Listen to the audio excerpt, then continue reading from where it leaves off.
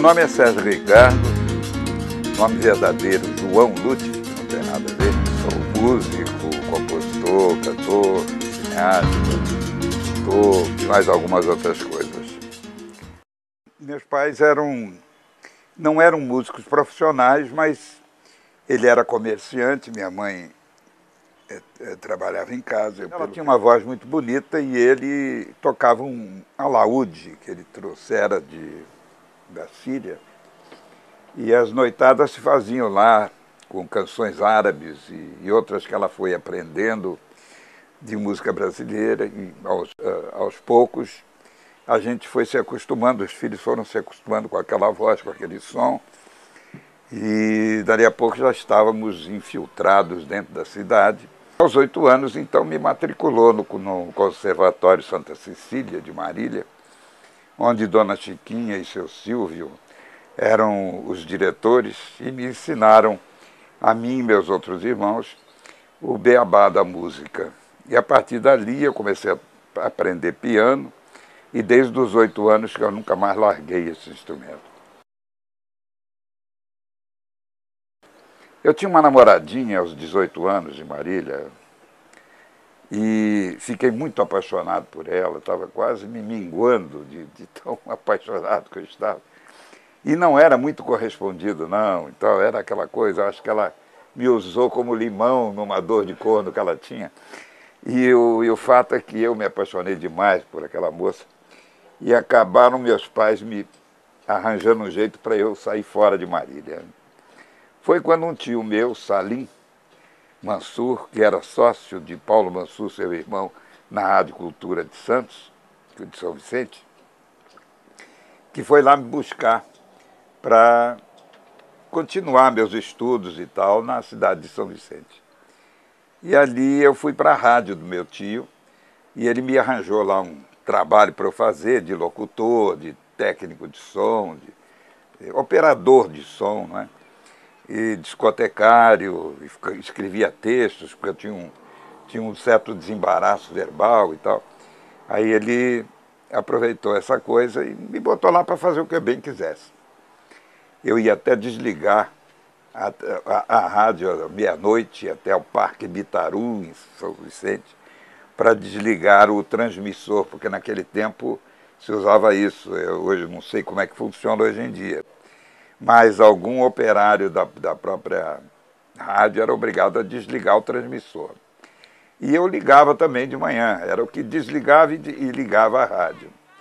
Ela estava praticamente nas minhas mãos. Até que uma boate lá de São Vicente, Savoy, Boate Savoy, o dono da boate, me ouvindo tocar um dia que fui almoçar lá e tal, eu vi aquele piano, não resisti, fui ao piano, comecei a tocar umas coisas. Ele se simpatizou com o meu piano e me contratou para fazer umas domingueiras ali.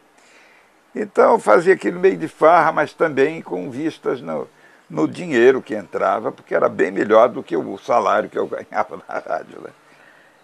E eu digo, poxa, até aí uma profissão que eu bem que poderia seguir, que era de pianista de boate. E eu tocava para as pessoas dançarem mesmo, eu tocava ali, a garotada dançava, era um barato.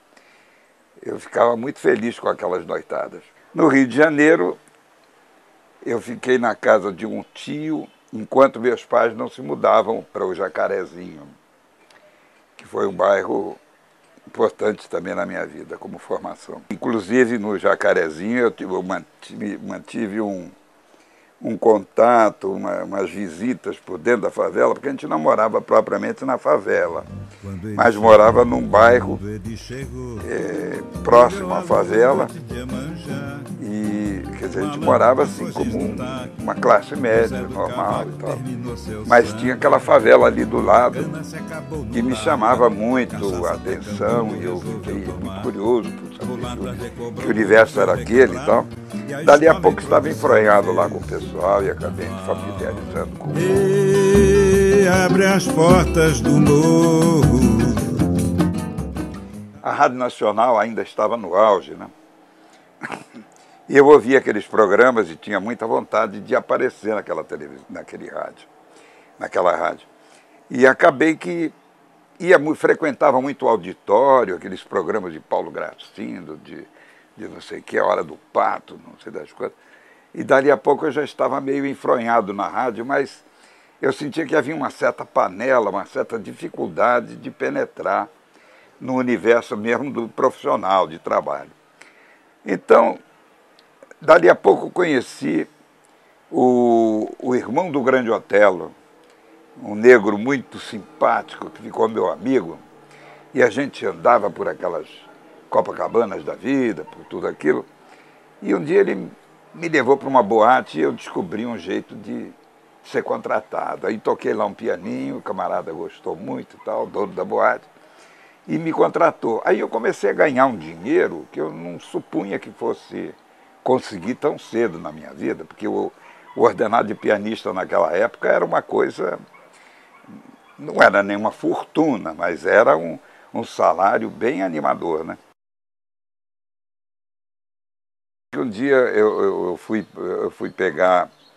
fazer um teste para ocupar o lugar do Tom Jobim no posto 5 e eu fui aprovado e tal, o Tom achou ótimo, eu não o conhecia, fui conhecê-lo nesse dia. E aí ele disse assim para mim, pô, porque eu tocava como aquele cavalaro que eu disse a vocês e tal. Aí ele olhou e disse, poxa, esse seu piano é muito bom. E eu, se eu tivesse essa mão, eu estava na Califórnia, me lembro muito bem dessa frase. Mas e a harmonia? Aí ele me fez uma pergunta que eu caí do cavalo. Eu digo, mas o que tem harmonia? Ele disse, você precisa ver essa sua harmonia.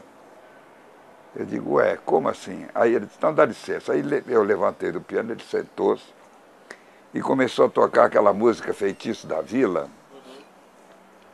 com uma harmonia tão bonita, com uns acordes tão bonitos, que aí eu olhei para mim mesmo e disse, meu Deus do céu, eu tenho que estudar muito ainda. E foi dito e feito. A partir daquele dia, eu peguei o lugar dele, porque ele tinha que sair mesmo. O pianista melhor que ele apareceu fui eu, então eu peguei o lugar. Mas, imediatamente, fui procurar professores para poder elaborar meu trabalho harmônico. A partir daí eu descobria Johnny Alf, John Donato e tal, e ficava admirando aquela harmonia que eles faziam. E fui vendo que aquela coisa dos dedos correrem muito no piano não era muito importante. O importante era você juntar os acordes e fazer a coisa bonita. Mas enfim, aí eu comecei a aprender um pouco mais de harmonia e comecei a compor. A partir daí começou a minha brincadeira com a composição.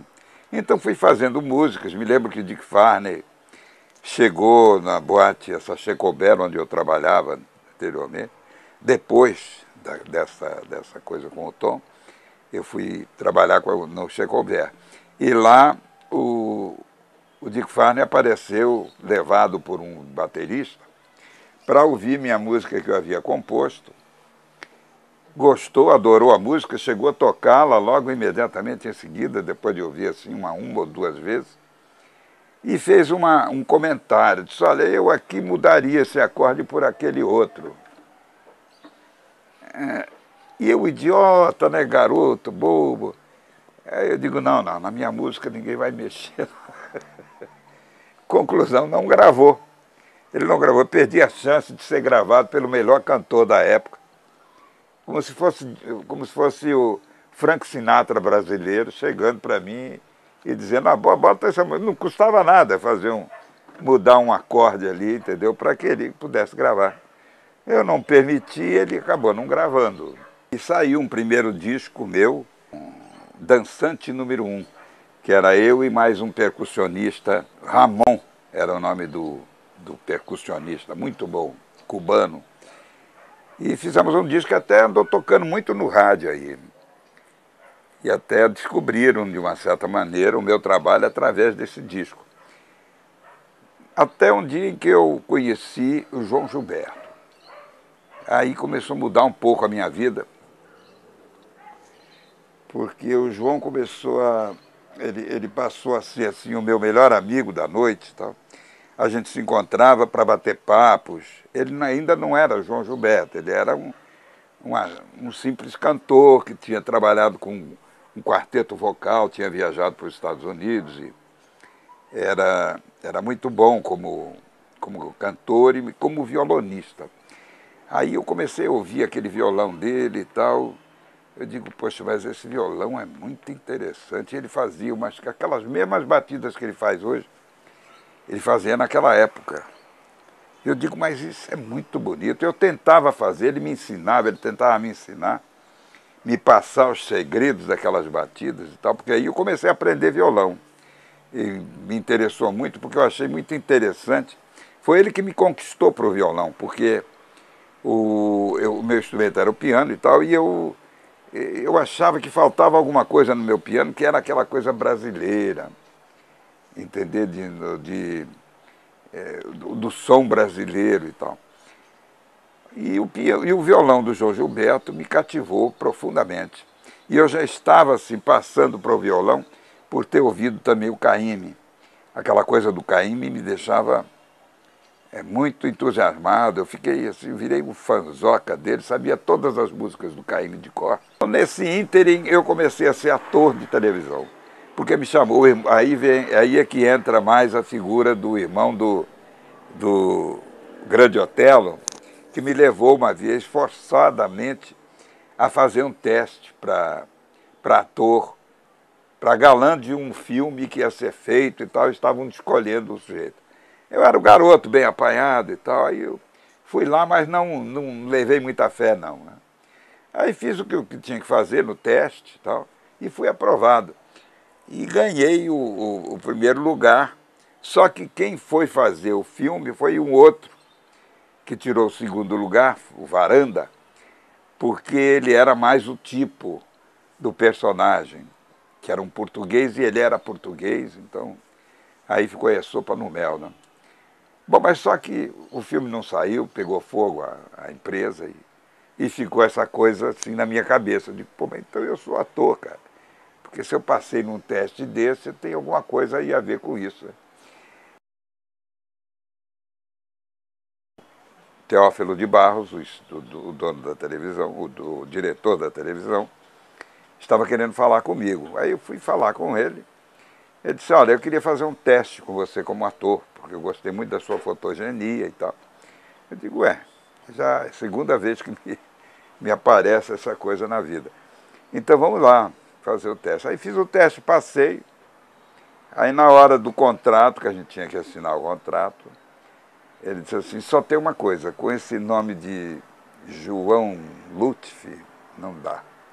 Porque você vai fazer galanzinho de novela e essa coisa, e com esse nome não pega bem. Nós temos que arranjar. Naquela época fazia muito sucesso esses nomes compostos, né? Joaquim Pedro, Antônio Carlos, essas coisas. E aí eu digo, bom, tudo bem. Eu já pensava no meu pai, disse, meu pai não vai gostar dessa brincadeira.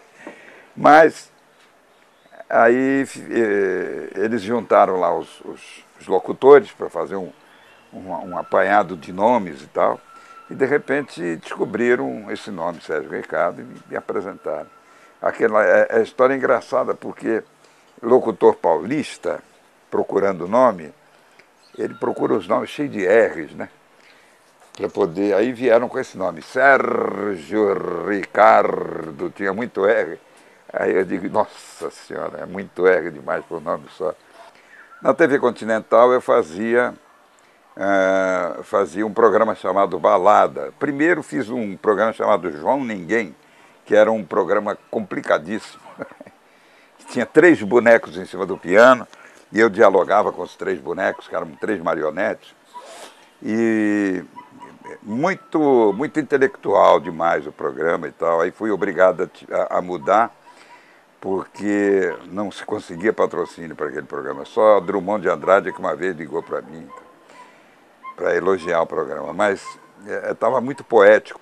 Então eu vinha fazer um outro programa com a Lueli Figueiró, com quem eu já estava namorando e até morando junto, que era uma atriz muito bonita do cinema brasileiro daquela época, e cantora também. Então fazíamos um programa assim, um casal romântico e tal.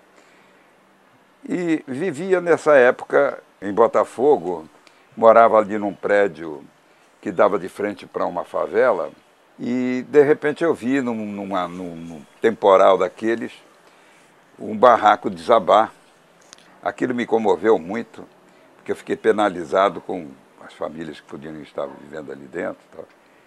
E isso me fez ir para o piano e trabalhar uma música, e acabou nascendo o Zelão a partir daí.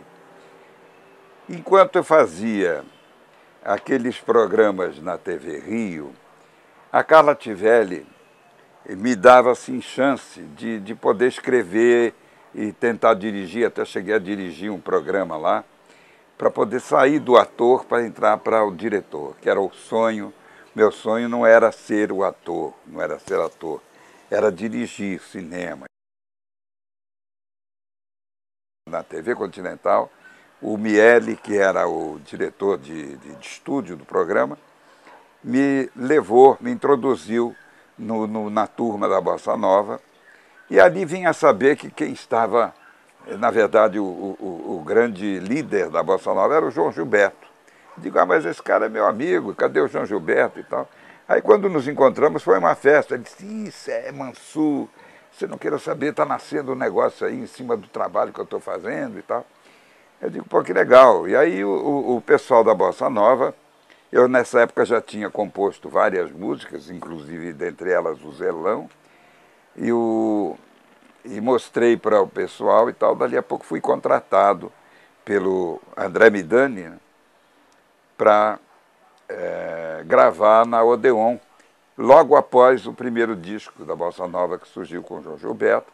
Eu gravei, acho que foi o segundo a gravar, o Bossa Romântica, um disco que fez muito sucesso na época, porque trazia muitas músicas que até hoje fazem sucesso, como O Nosso Olhar, que o João Gilberto acabou de cantar no Municipal, e Ausência de Você, Pernas, várias músicas, Buquê de Isabel, que Maísa havia gravado anteriormente.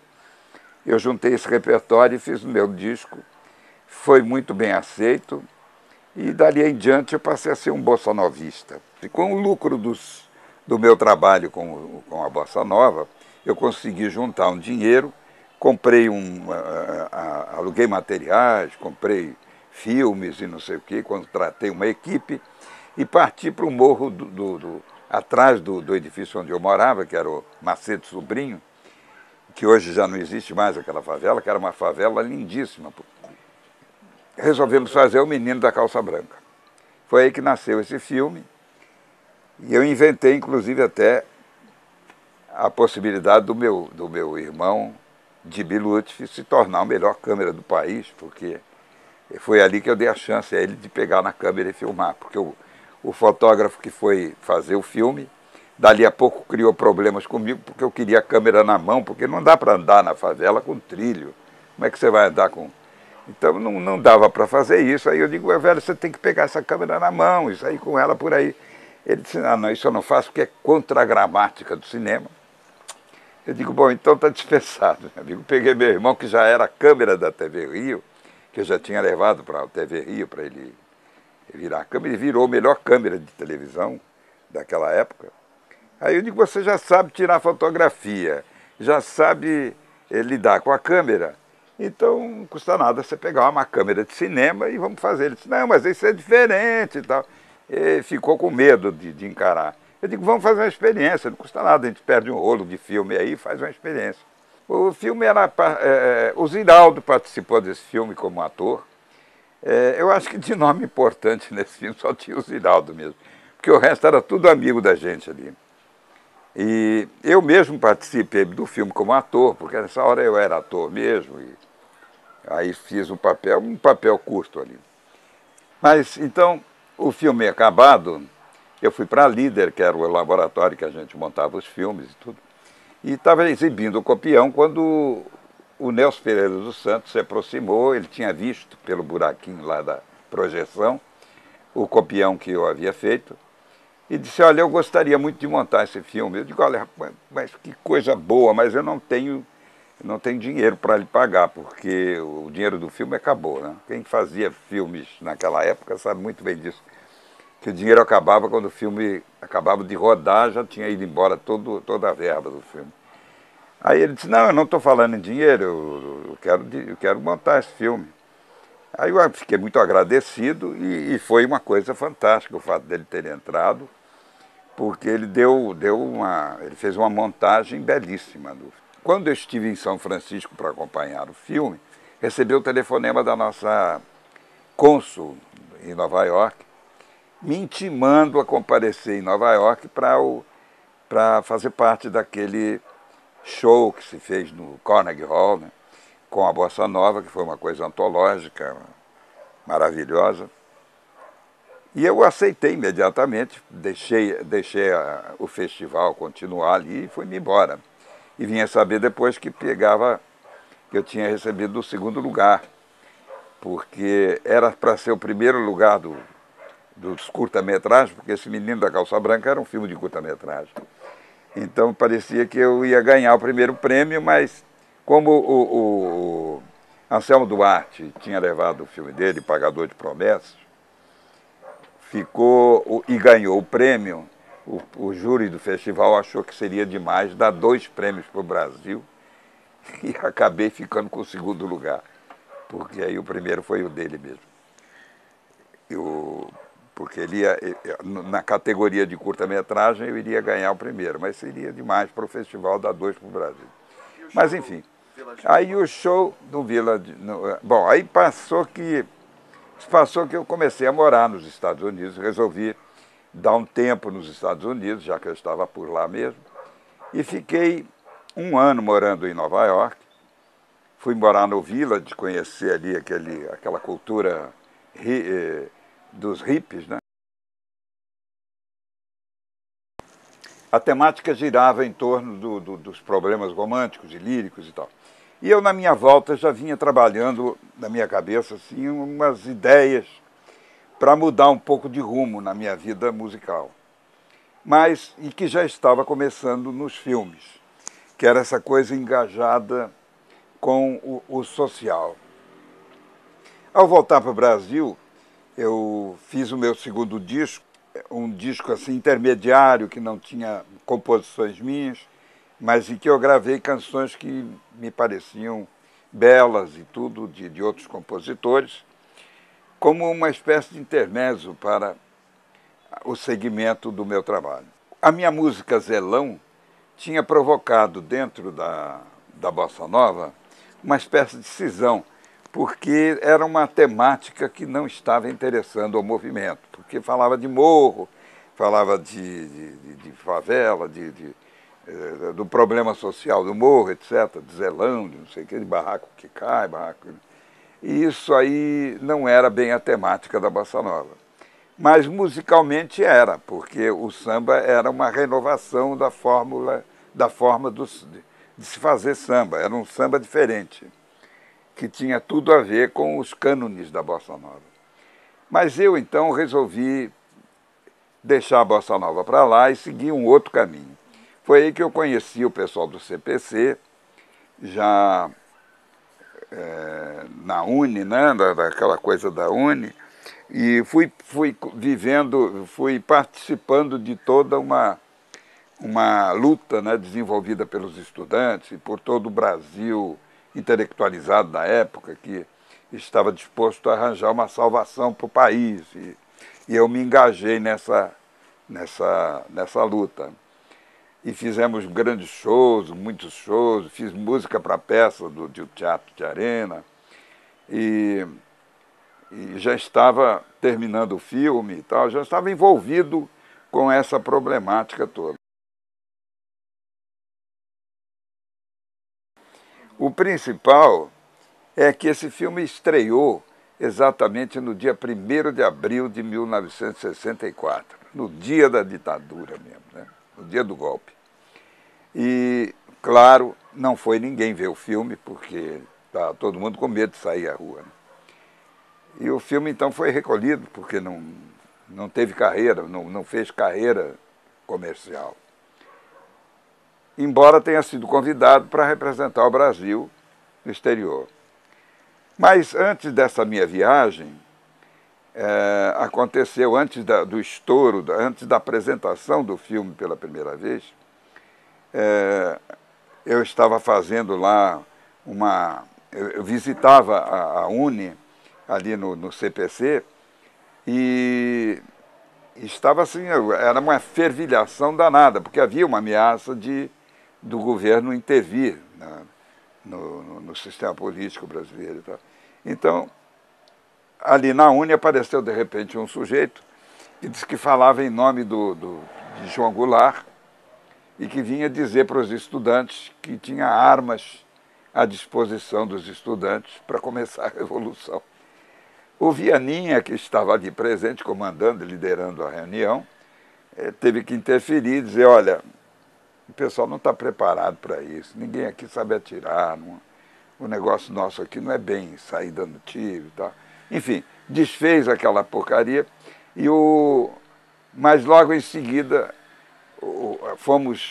houve uma dispersão, alguns, como eu, fomos para a porta da frente da Uni, outros ficaram lá dentro discutindo, e de repente aparece um automóvel dando uma rajada de metralhadora na porta da Uni. E, eu acho que passou um tiro por aqui e outro por aqui na minha perna, porque eu não fui ferido. Mas o rapaz do meu lado caiu, atingido por uma bala. E houve uma dispersão geral ali, o pessoal começou a pular o muro da Uni e tal, aquela coisa. Foi uma coisa terrível. No dia seguinte, ou 2 dias ou 3 depois, eu assisti ao incêndio que foi provocado no CPC e vi aquelas labaredas levando para o ar o sonho de toda aquela geração. No cinema de Nápoles não, de Gênova, houve uma mostra do cinema brasileiro lá e o filme Esse Mundo é Meu foi convidado para participar dessa mostra. E foi considerado pela imprensa, pela crítica do Cahiers du Cinéma, por Marco Aurèle, que fez um artigo considerando esse filme um dos 15 filmes mais importantes do ano. Aí fomos para o Líbano, para o festival. Lá fui convidado pela delegação da Síria, que descobriram que eu era sírio. Fui convidado para fazer um filme com o cinema sírio. E fui lá, fiz um filme sobre uma história parecida com a do meu pai, e tal, como se fosse fazer uma biografia do meu pai. E é um curta-metragem, mas que foi, na final das contas, censurado, porque o governo sírio estava muito preocupado com a evasão das pessoas, com a saída do povo para outros lugares, porque o árabe migra muito, né? Então, aí não quis deixar eu trazer o filme para o Brasil. E eu nunca mais vi esse filme. Volta para o Rio de Janeiro, encontrando o Brasil ainda fervilhando em termos de reação ao sistema, com aquele espetáculo Opinião, que se levou... o espetáculo era Opinião, que deu nome até ao teatro, né? Morando em São Paulo de novo, fui lá para participar do festival, e naqueles festivais da Record, acabou havendo aquela história do violão, que a plateia vaiava, e eu fui obrigado a quebrar o violão e atirar na plateia, com reação, e isso virou uma notícia nacional, aliás, internacional. Trilha foi um sucesso, a apresentação do filme no primeiro dia foi uma coisa absurda, de aplausos. O filme realmente emplacou de uma maneira. Foi o Festival do Dia da Graça, quando eu me apresentei com essa música, e fui muito aplaudido, porque a censura proibiu metade da letra da canção. Mas o festival não queria retirar a música porque pegava mal para a televisão. Então, a solução que a gente encontrou foi distribuir a letra para a plateia, que cantou, eu me calava nos momentos da censura, eu não cantava, deixava o grupo tocando, e aquele vazio foi preenchido pela voz da plateia, que cantava lendo a letra, e foi um momento maravilhoso. Aí fomos fazer o filme Juliana do Amor Perdido, que entrou no lugar da Noite do Espantalho porque era recente aquela coisa do AI-5 e o nosso produtor resolveu não arriscar fazendo um filme mais político como seria o Noite do Espantalho. Então fizemos um filme mais romântico, mais lírico, mais com uma problemática social aguda e que acabou, no final, sendo censurado. Uma cena do filme eles fizeram eu retirar, a cena do filme, mas que não era, por acaso, não era nada político, era uma cena de um ato sexual que eles resolveram cortar, por um moralismo do que censura. Aí foi para fora também. Também foi representado. Com aquela história da censura, a partir do AI-5, o meu trabalho começou a ser muito visado.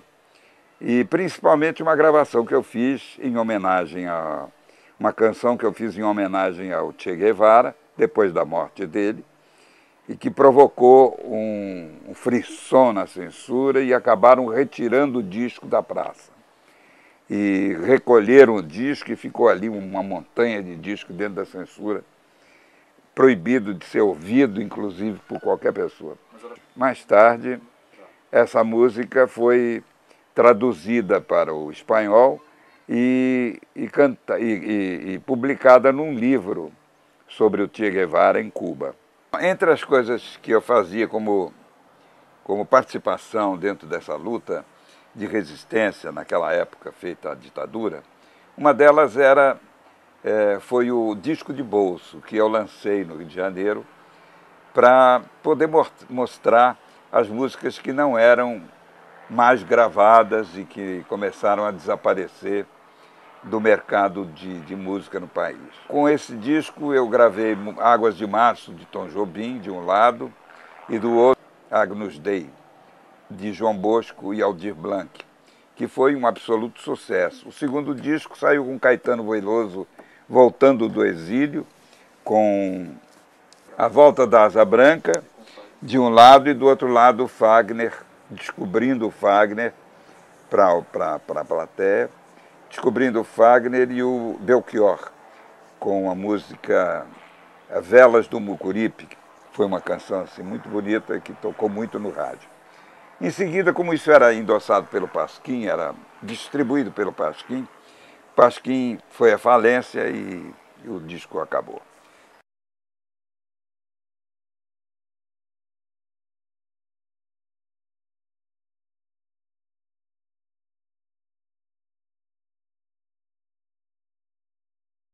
Acabei indo para Pernambuco, para o interior de Pernambuco, em Nova Jerusalém, naquele cenário bonito do maior teatro ao ar livre do mundo, de Nova Jerusalém, Fazenda Nova.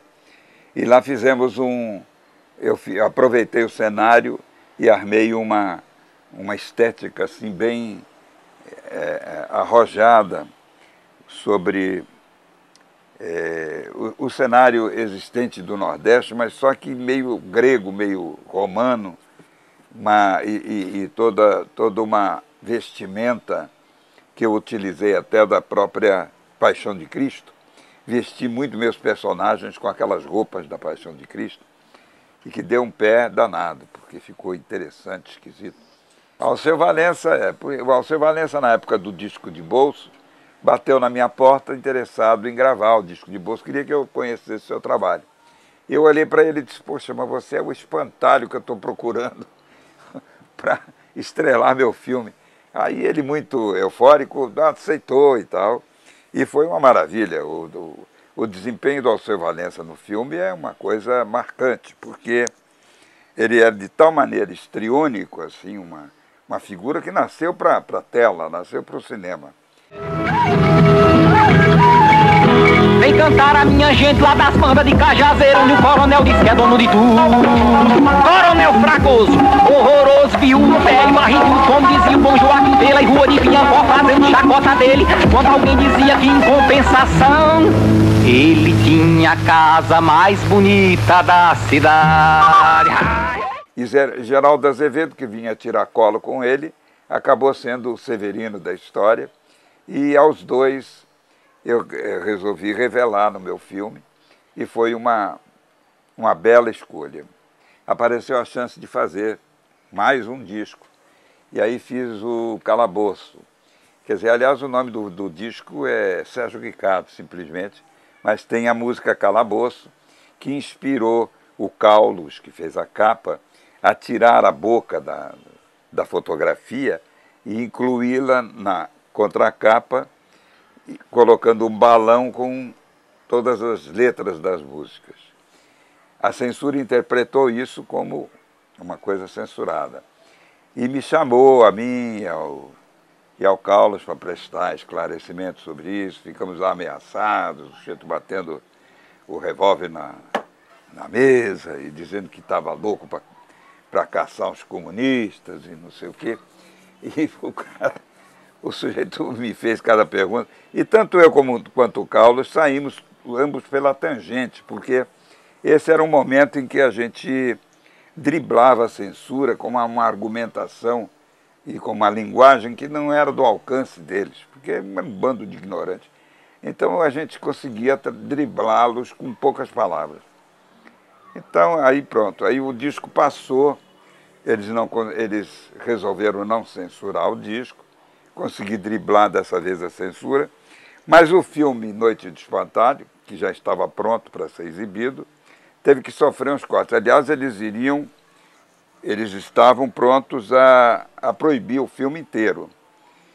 Porque teve mais ou menos umas 10 reuniões de censores para decidir o destino do filme. Então, uns queriam cortar aqui, outros queriam cortar ali, mas como era um filme musical, onde quer que fosse que eles quisessem cortar, seria uma mutilação da obra musical também, porque a música pararia ali para continuar depois errada do outro lado.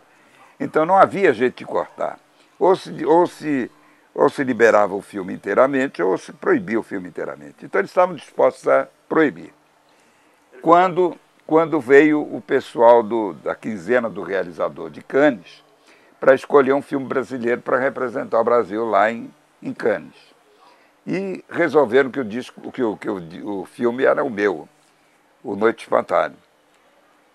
Aí o meu produtor chegou para os caras da censura e disse, olha, agora vai ficar esquisito, porque se vocês proibirem o filme, isso vai ser um escândalo internacional, porque estão aí, foi um convite do próprio festival, e aí, então eles não tiveram outro jeito, tiveram que liberar mesmo, e o filme acabou saindo. Mas tinham que dar uma presença de censura no filme, e tiraram o apelido de um dos motoqueiros do filme, que o nome dele era Fidel Castro. O apelido dele era Fidel Castro. Aí eles disseram, não, Fidel Castro tem que apagar, tem que tirar o nome Fidel Castro. Eu achei aquilo uma bobagem, mas eu digo, bom, então vamos tirar. Aí peguei o filme e comecei a raspar o fotograma onde aparecia o nome dele. Aí quando você olha projetado, porque tive que riscar fotograma por fotograma, enquanto durava o nome na tela, né? Então, depois de riscado, você via projetado o filme, uma coisa tremenda, assim, em torno do nome Fidel Castro. Parecia que era para chamar a atenção, entendeu? Na volta de Cannes, o Chico Buarque e o Macalé me chamaram para que a gente fizesse um movimento contra o problema do direito autoral, coisa que, aliás, é uma coincidência absolutamente incrível, porque eu conversava isso com o Glauber Rocha durante o festival, e o Glauber é que disse, você tem que voltar para o Brasil e fazer um negócio contra o som brasileiro, som brasa, som isso, som aquilo. Aí eu digo, não, o nome bonito seria Som Brás. Aí ele disse, pois é, Som Brás e tal. Eu tenho até essa coisa escrita pelo Glauber. Aí quando eu me encontrei com o Chico e o Macalé, ambos estavam com o nome de Som Brás. Exatamente o que eu pensava, ambos estavam pensando aqui no Brasil. Foi a maior coincidência. Eu digo, pronto, está feito, aí vamos embora fazer esse negócio. Aí começamos a sublevar a classe artística, musical, e dali a pouco a Som Brás estava funcionando no Museu de Arte Moderna, um escritório no Museu de Arte Moderna. Chamamos o Hermílio Berto de Carvalho para ser o presidente. Aí começou uma guerra contra o direito autoral no país. Conseguimos com que a roubalheira fosse estancada a partir do momento da invenção do CNDA, Centro Nacional do Direito Autoral, que tinha direito eles é que iriam recolher, mas então inventaram um órgão paralelo ao CNDA, que seria o ECAD, para fazer o recolhimento do direito autoral e o CNDA iria distribuir isso da melhor maneira, da maneira mais correta possível. Sucede que, com a saída da ditadura, com a queda da ditadura, o CNDA também desapareceu e ficou só o ECAD, o que gerou uma certa intranquilidade no meio musical, porque o destino do dinheiro que entrava começou a ser suspeito. Vindo ao Vidigal, eu descobri aqui uma situação estranha, porque eu comprei esse apartamento que nós estamos aqui conversando e, ao mesmo tempo, estava de olho num barraco ali no morro, porque eu queria fazer o Zelão, um filme Zelão, que seria o meu próximo filme. Acabei comprando o tal do barraco e ele foi marcado para derrubar junto com os outros aí. Conclusão, aconteceu aí uma guerrazinha aqui dentro, em plena ditadura, e eu liderei, de certa forma, uma reação para ver se a gente conseguia com que não fossem derrubados os barracos, não fossem removidos para um lugar muito distante, como eles queriam, que era para Antares, onde era impossível conviver com a malandragem que está por lá, a bandidagem e tal. Conclusão, coloquei o Sobral Pinto nessa história, através de uma grande amiga minha, e ele venceu no tribunal, que foi a primeira batalha conseguida no país, do povo contra o governo, sem derramamento de sangue. Canta, nasceu uma rosa na favela. Eu fiz mais 2 projetos, um deles o Flicts, a convite do Sérgio Cabral, que produziu o disco, e me fez musicar todo o livro do Ziraldo, do princípio ao fim do livro, todas as palavras são musicadas. Fizemos uma gravação disso com o MPB4 e quarteto em si.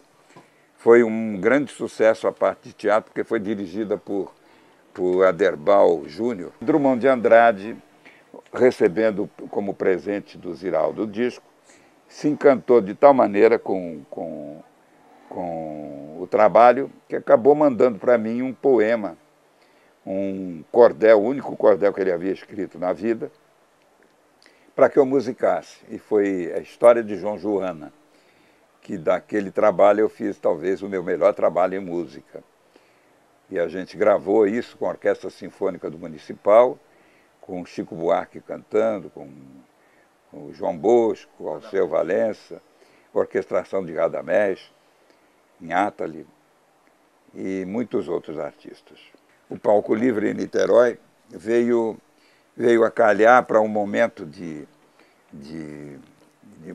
marasmo dentro da cultura brasileira, e o prefeito da cidade, na época, me contratou para fazer meu projeto na concha acústica, não, na lona da Cantareira, e que foi um sucesso retumbante, porque a gente lotava aquilo ali com 2.000 pessoas, todas as segundas-feiras, mostrando o melhor da música brasileira e o inédito da música brasileira, que é essa juventude que vem aí com toda a força, fazendo realmente um trabalho muito bonito na música popular. Aproveitando um tempo vazio que eu tinha durante uma fase da minha vida aqui, eu resolvi encarar a história do desenho animado. Então eu fiz uma animação sobre o Zelão e que me projetou, de certa maneira, como desenhista. E em seguida comecei a pintar doidado e fui fazendo exposições por aí. Estranhamente surge minha filha, que quer fazer ressuscitar todo o meu trabalho musical, e acabamos de fazer aí o Ponto de Partida, que é um disco muito interessante, feito com a juventude que está trabalhando hoje na música popular, de uma grande capacidade musical, de um grande talento. E a gente então ressuscitou algumas músicas minhas antigas e estamos aí com esse disco Ponto de Partida, esperando que, já tendo inclusive uma cobertura de imprensa fantástica, que eu não esperava, e também uma esperança de poder retomar o meu trabalho na música popular. Agora que eu estava querendo pintar, vou ter que continuar cantando mesmo. Cacumbu, cacumbu, cacumbu, cacumbu, caco de faca velha, bico de urubu. Cacumbu, cacumbu, cacumbu, cacumbu, cacumbu, caco de faca velha, bico de urubu. Cacumbu, cacumbu, cacumbu, caco de faca velha, bico